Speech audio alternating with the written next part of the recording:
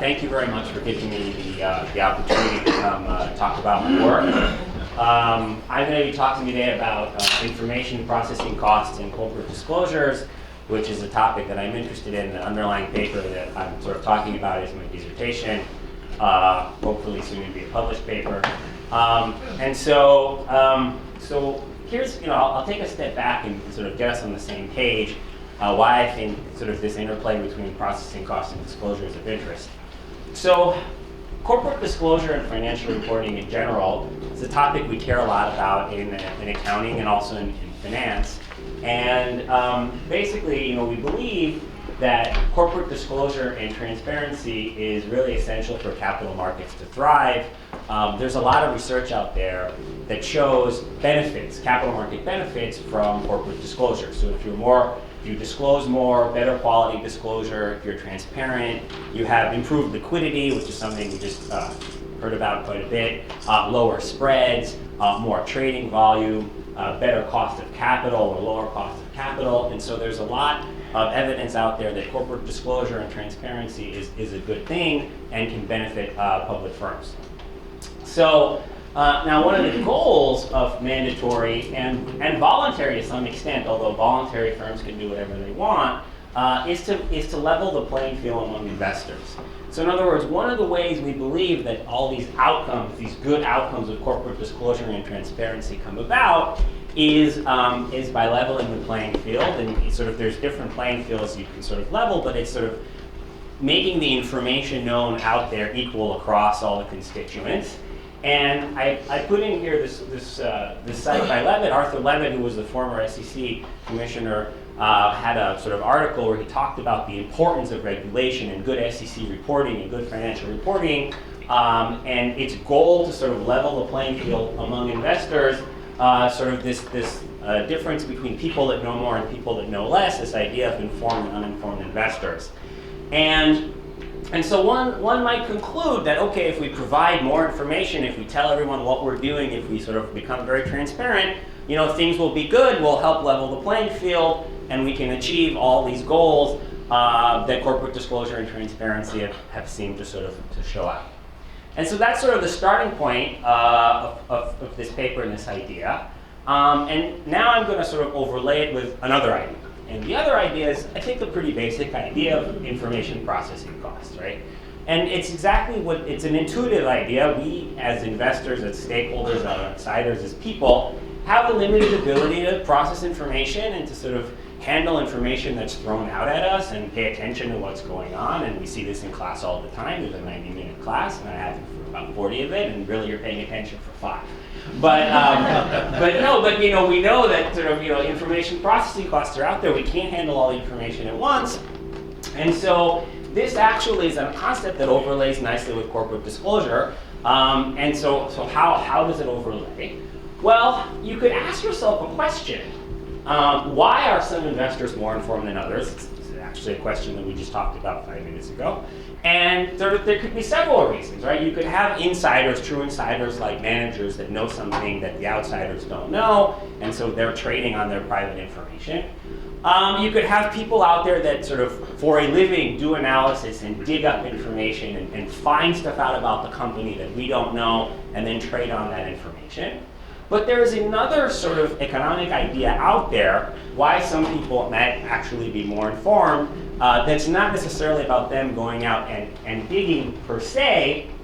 There's theoretical economic models that establish this idea that certain investors can learn more from public disclosures. So in other words, if I put some information out there, it's possible that some people are going to learn more from that information than others. And why might they learn more? Well, because maybe they have lower information processing costs. Maybe they are investors for a living. They have more resources. They use more time. They pay more attention.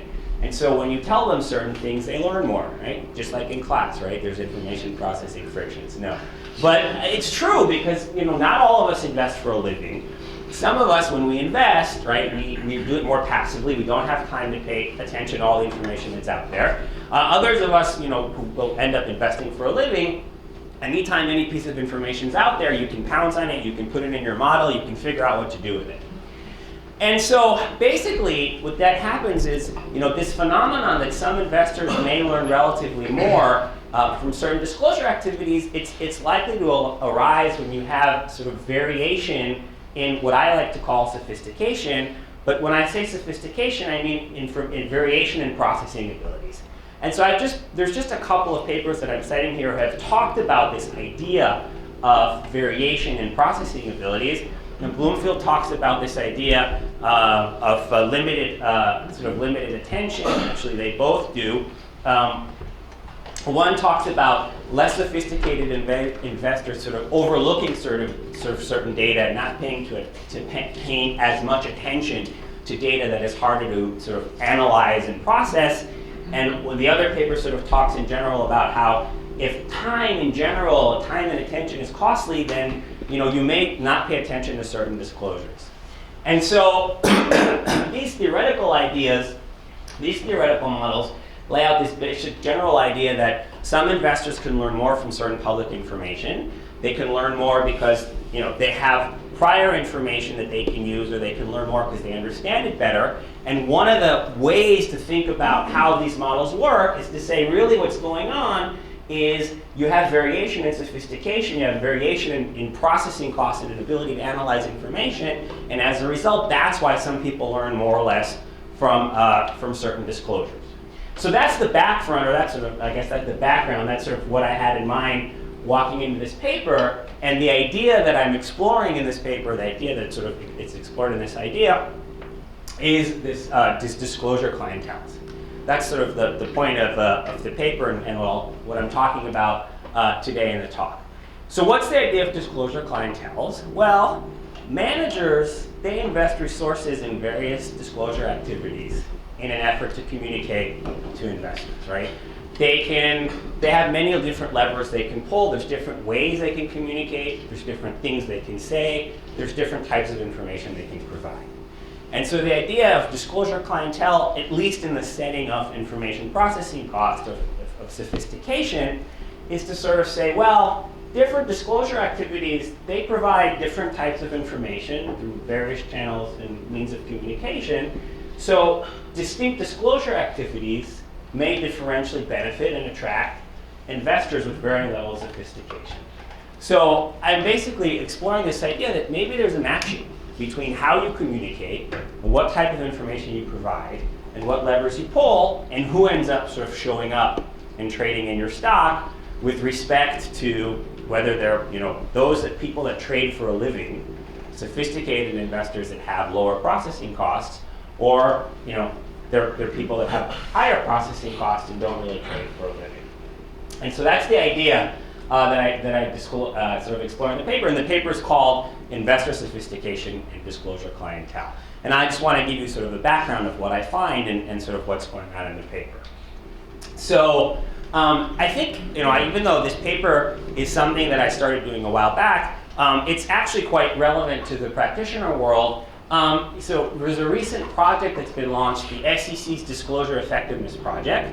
And this is a pretty relatively recent speech back in May, where the SEC chair, Ms. White, was discussing this idea of whether the information companies are currently required to disclose is most useful, the information that the investors can use, and is it disclosed at the right time and in the right way. So the SEC is actually quite aware of this issue. They're worried about it from a regulatory standpoint. They're worried about it from financial reporting in particular. And is financial reporting in the way it looks and the way we sort of force companies to report information addressing variation in information processing costs? My paper sort of focuses on voluntary disclosure, but it's the same idea. It's this sort of, and so this idea of how information is used, I think, is something that's on people's mind.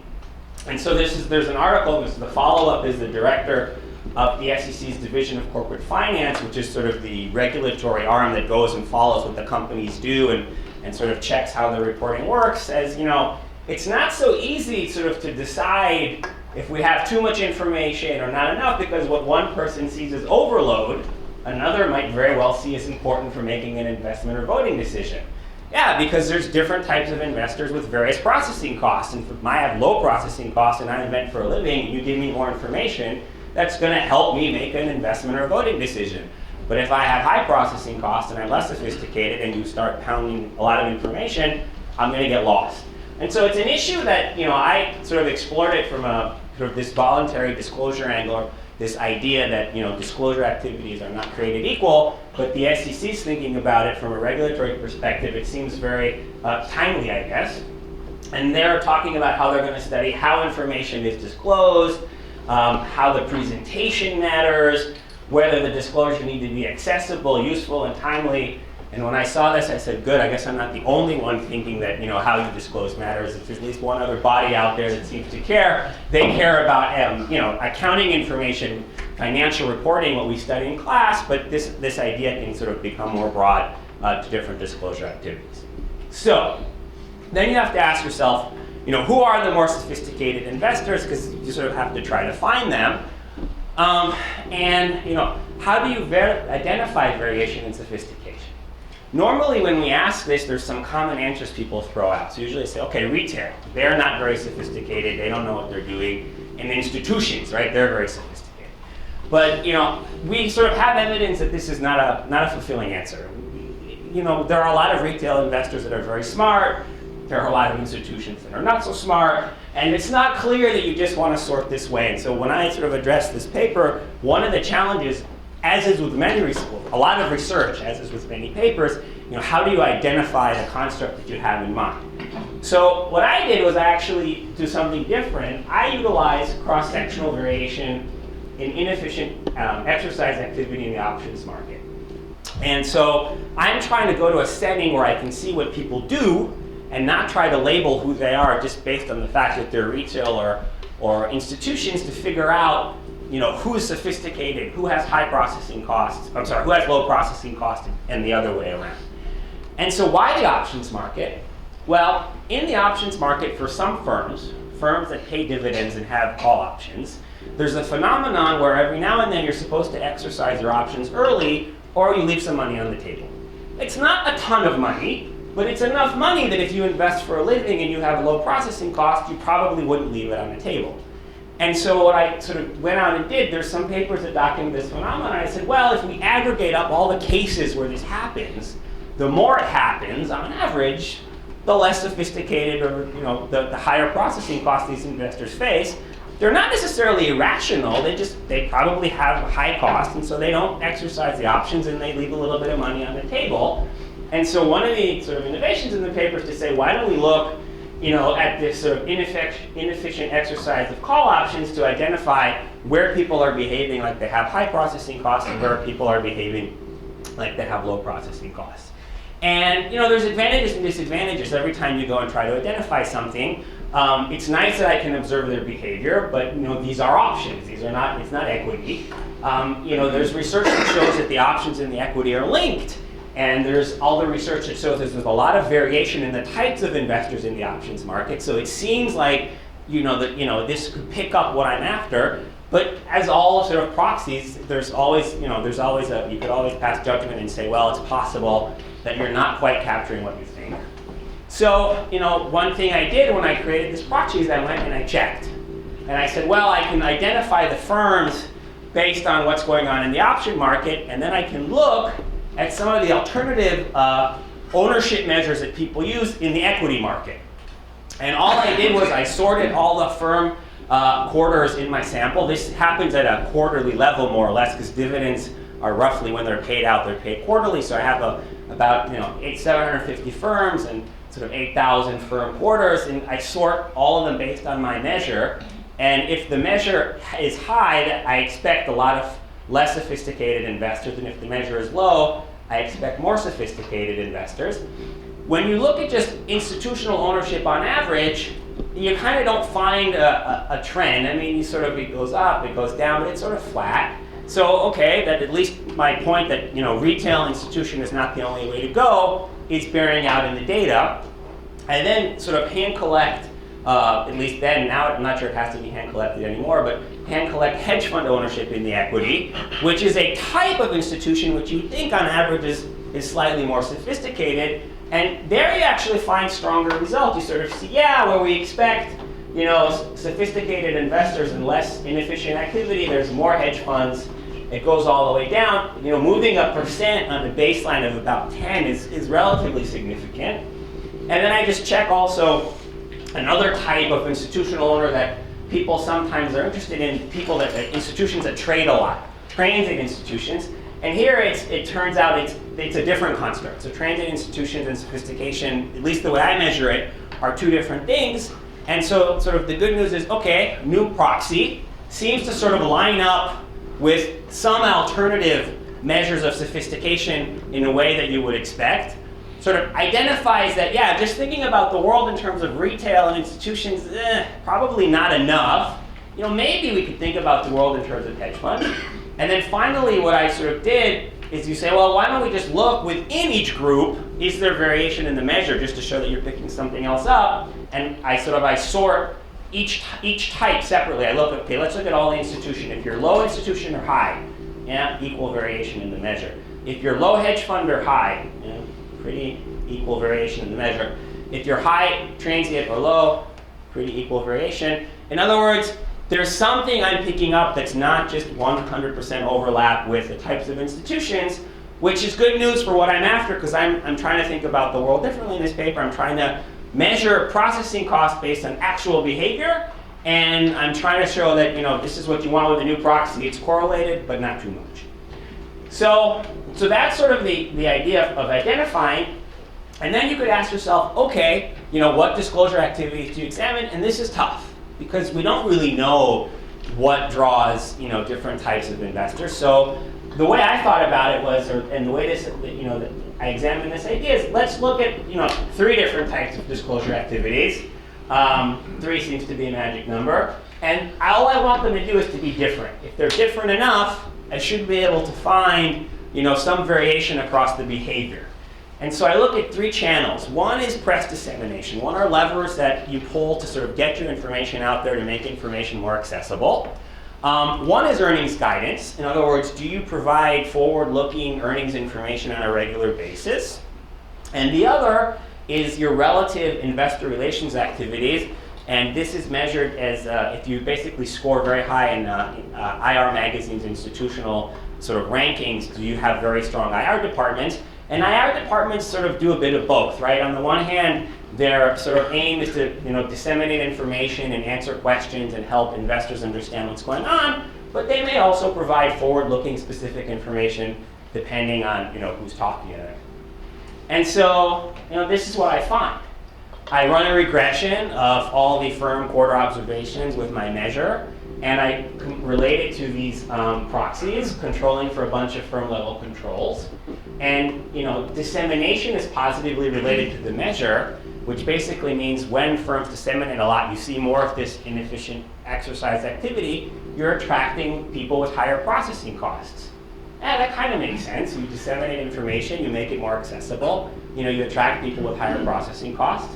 And it turns out that IR activity works the same way, and it's sort of consistent with IR having a role of disseminating information and making it easier for investors to understand what's going on in the firm. And so press dissemination and superior IR activities relate to the presence of less sophisticated investors. And as I said, it's consistent with prior research that sort of thought, yeah, dissemination is probably reducing processing costs and information asymmetry, measured using other approaches, so that kind of lines up. And IR activities, they reduce processing costs and they make information more accessible to investors. So that's sort of one side of the match between the processing cost and the disclosure activities. And then on the other side, there's guidance. And guidance actually works the other way.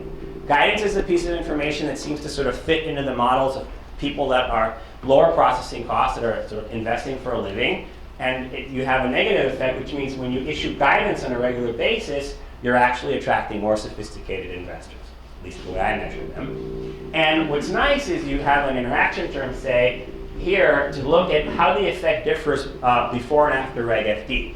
Reg FD is an interesting exogenous setting because it's a regulation that said guidance can no longer be given only to some firms, it becomes sort of a less interesting source of information for a sophisticated investors because more people can get it and it has to be given to everyone and it's much easier to get their hands on. So there's a lot of reasons to think, okay, if a sophisticated investor was attracted to guidance and they could use it to gain an advantage to become more informed, they probably think it was much more advantageous prior to Reg FD, which is what I find.